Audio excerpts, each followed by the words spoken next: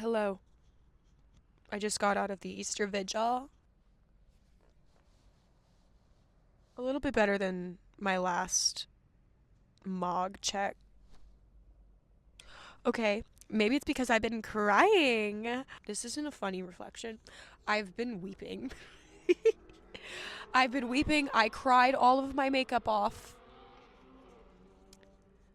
But I need to I want to know if anyone feels this way. So I was crying. I went on Twitter. I looked at all the celebrations and I was like, this is great. Why don't I feel this way? And I started to feel upset that I didn't feel happy because it's like, Jesse, the resurrection. You know what I realized? I realized that every year the momentum seems to be building to me, that or like the reality is, the further we get from the actual moment of the resurrection, when that happened, the further we get from that exact moment, the closer we draw near to what's coming. Whatever's coming it requires a sense of seriousness and a sense of urgency that I feel building every single year. And I feel like that's what hit me. Um and and there's this, I don't know, I'm by myself in my car. I don't have anyone to talk to about it. Maybe that's why I'm coming to Twitter. But um and I was thinking about, like, there's some people, like a couple people in my life who are outside of the church, or outside of the fullness of the church, and outside of its protection and its structure and its provision, um and my heart breaks for them. And I don't fear, but I fear. I, fear's not the right word. I have a sense of urgency for people like that. Like, please, like, it's almost like pleading. Like, please, there's not much time. And like, the road to Emmaus, like, the day is now far spent. That that saying is so fresh in my mind. It's like, that's how it feels. It feels like the day is coming, is like the end is drawing near, like the sun is setting on this world. Or we're starting to experience labor pains. And I, like, sometimes I'm like, oh, you're probably just being dramatic, Jesse. But I feel like a lot of people are, maybe not in my immediate life, because I don't have very many Catholic people in my life, quite honestly.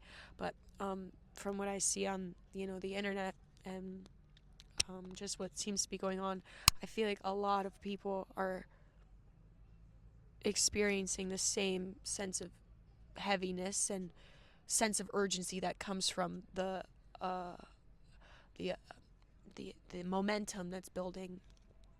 And it definitely invokes a draw to holiness. I was crying a lot because I felt like I was grieving. I felt like I was grieving for people who are still alive. Like, no, what are you doing? And I was just thinking about Christ, because I want to celebrate Christ. But, like, I don't know.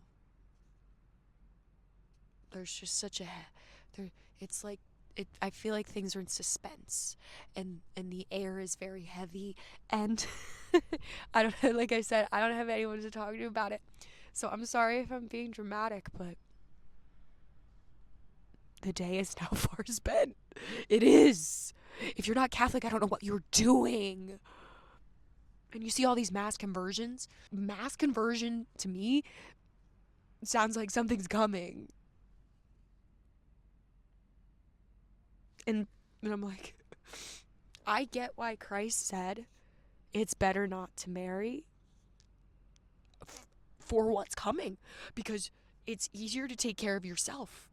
Unless you have, like, a someone who is in perfect understanding.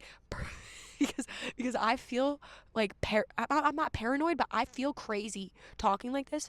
And unless you find someone who understands exactly what, like, if you agree with me, understands exactly what I'm saying, it's just, you have to be equally yoked in seriousness of what's, like, understanding what's coming. Yo, there might be persecution, or there might be natural disaster.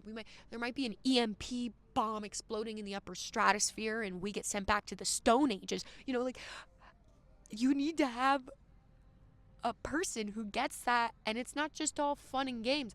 I mean, it is a matter of grace and it's a matter of skill to be able to inject fun and games into serious times, which I think is a skill of mine. In case anyone's looking, just joking. I want a guy who, because I pray and fast a lot, and I try to talk about it with people, but they're always like, they think I have like an eating disorder. I think, like, no, I don't have an eating disorder.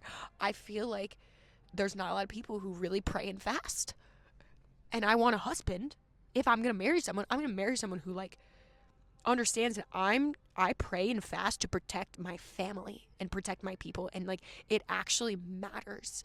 Like, and I want a guy that's like, no, yeah, you take the time and you do that. I'll protect you physically. You protect us spiritually, and obviously we both have to protect each other spiritually. But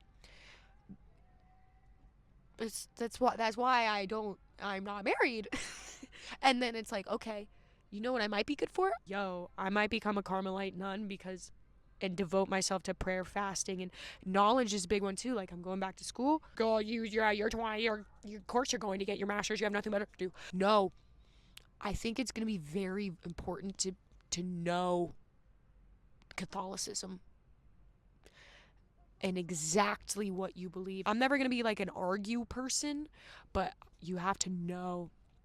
And that the heaviness hits me more every year. I was sitting there listening to everyone get baptized, and I was like, I hope that I have so many friends here next year. I don't feel like I'm a very good evangelist um or a recruiter maybe, but I just had a vision. I want my friends' names to be like, because the priest calls out people's names, and I was just like, I hope I have like so many friends who get confirmed next year or who get baptized next year, and like so we can form a little squad. Like, but it is serious, and I think hard times are coming, and we have a obligation to celebrate, but there's still more to come, and we need to be prepared for it. So, I don't know. Not to be a Debbie Downer, but I'm just a real one. I'm real like that. I can't help it. So,